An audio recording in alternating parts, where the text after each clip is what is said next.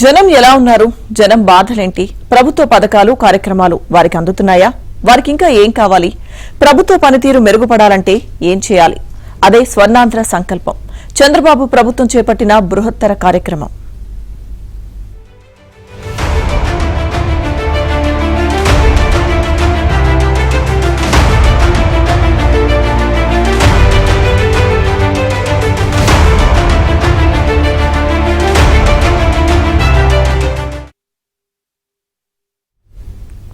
ప్రభుత్వ పనితీరుపై ప్రజలు ఏమనుకుంటున్నారు? ప్రస్తుతం అందుతున్న పథకాలపై లబ్దిదారులు సంతృప్తిగా ఉన్నారా? ఇలాంటి ప్రశ్నలకు సమాధానం తెలుసుకునేందుకు ప్రభుత్వం సమాయత్తమవుతోంది. పాలనను ప్రజలకు మరింత చేరువ చేయాలనే లక్ష్యంతో కూటమి ప్రభుత్వం స్వర్ణాంధ్ర సంకల్పం అనే కార్యక్రమానికి శ్రీకారం చుడుతోంది. మే 21, 22, 23 తేదీల్లో ఈ కార్యక్రమాన్ని నిర్వహించనున్నారు.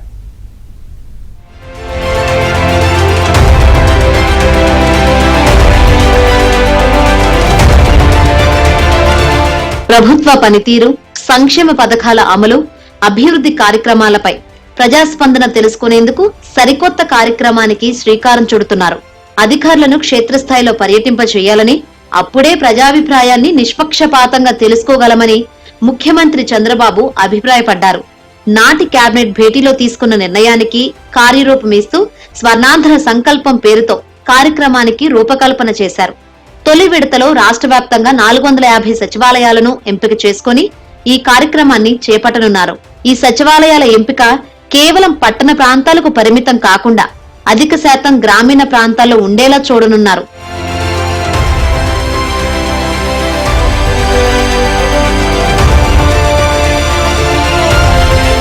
తొలి విడతలో ఐఏఎస్, ఐపీఎస్ తో పాటు హెచ్ఓడీలు ఈ కార్యక్రమంలో భాగస్వాములవుతారు.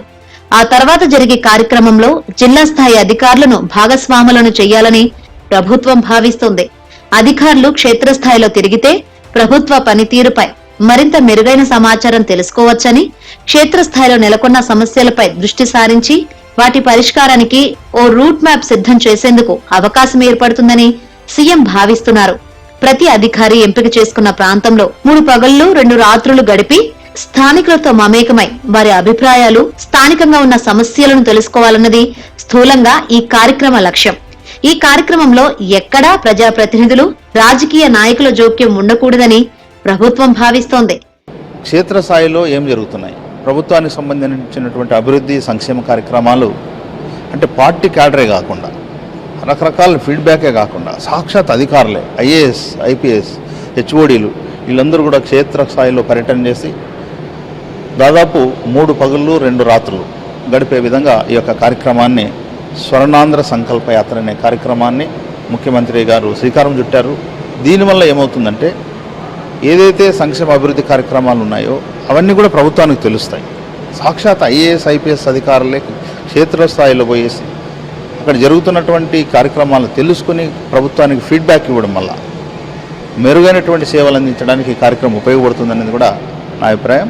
ఏదైతే కలెక్టర్లు కానీ, ఉన్నతాధికారులు, ఎస్పీలు, ఐజీలు, డిఐజీలు, ఉన్నతాధికారులు, ఆల్ ఇండియా సర్వీసెస్ అధికారులు కానీ వీళ్ళు కానీ ప్రజల్లో ఉండాలి అంటే ప్రజల దగ్గర ఉండాలి. మనం ఏదో ఒక గ్రామం నుంచి కలెక్టర్ కానీ, ఎస్పీ కానీ వీళ్ళందరూ ఏం చేస్తున్నారు, ఈ ప్రజా పరిష్కార వేదికలో 1 నిమిషం 2 నిమిషాలు చెప్పుకున్నారా? 1 నిమిషం 2 నిమిషాల వలన అతని సమస్య తెలుస్తుంది కానీ అతని సమస్య కారణమైన అంశాలు అనేవి తెలియవు. అడ్మినిస్ట్రేషన్ ఎప్పుడు సమస్యను పరిష్కరించడం, సమస్య కారణమైన అంశాలను పరీక్షించడం అనేది బాధ్యత.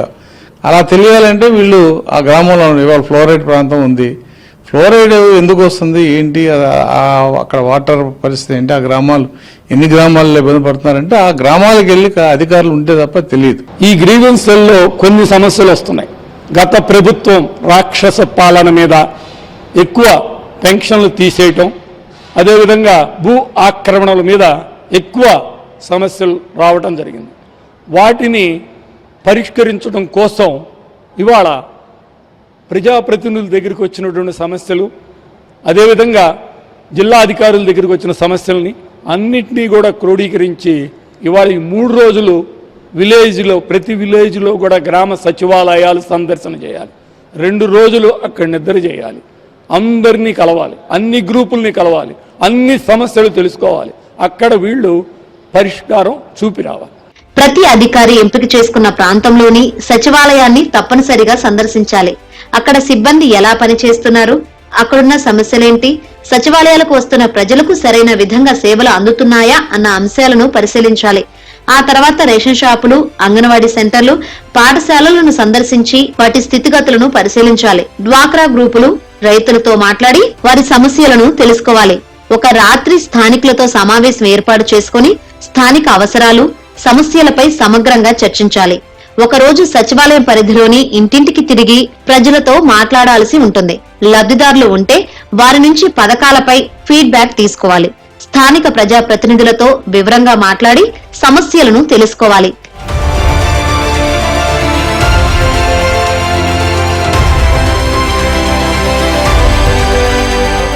స్వర్ణాంధ్ర సంకల్పం పర్యటన వివరాలను పొందుపరిచేందుకు ప్రత్యేకంగా ఓ యాప్ ను రూపొందించారు. అధికారులు తమ పర్యటనలో తెలుసుకున్న వివరాలను అందులో అప్లోడ్ చేయాల్సి ఉంటుంది. తద్వారా ప్రజా స్పందనను బట్టి పాలనలో అవసరమైన మార్పులకు ప్రభుత్వం శ్రీకారం చుట్టనుంది.